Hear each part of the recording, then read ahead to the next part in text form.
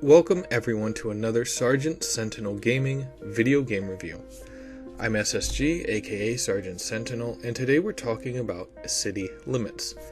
But before I get into that review, I want to say thank you for checking this video out. I really appreciate it. If you enjoy this video, hit that like button. If you know someone else who may enjoy it as well, definitely share it with them. Don't forget to subscribe to my channel and hit the bell icon so you can be notified when I upload new content, whether that's new review videos or me going live with live streams.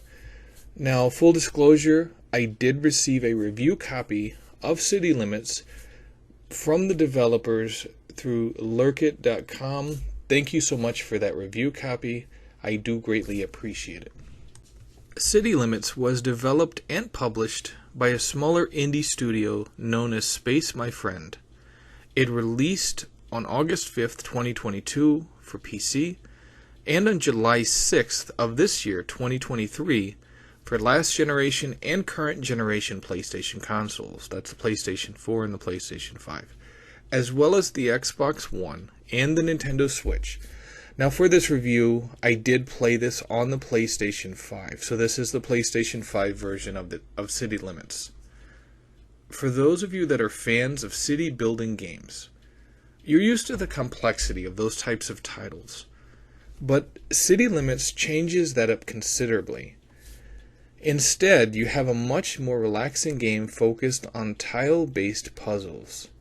You're basically competing against an entity that makes tiles on this small map unusable over time. And so in that regard, it is a race against time, but it's by no means stressful. In fact, City Limits is quite the opposite. It also has much more of a low-res look, if you want to call it that, than a lot of modern city building games, but that's not a bad thing. It's just the look the developers were going for.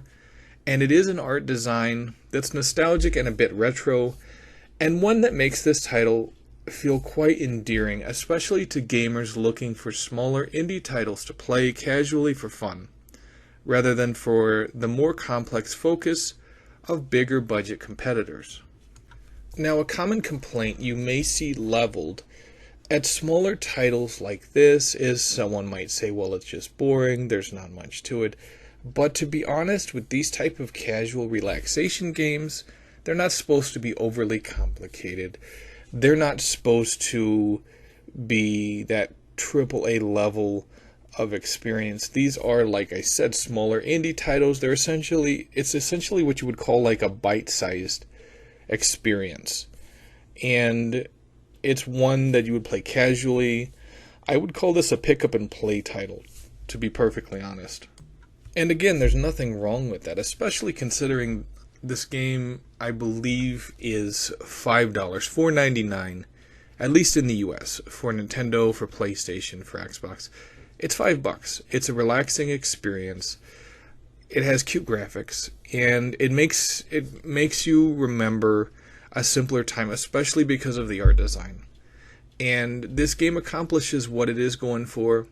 It's casual, it's fun, and it's a relaxing experience. So if you're into those types of games, definitely check City Limits out. So are you interested in picking up City Limits? Let me know in the comments section below. Anyway, that's it for this video. Thank you so much for watching. I greatly appreciate it. This is SSG. Take it easy, gamers.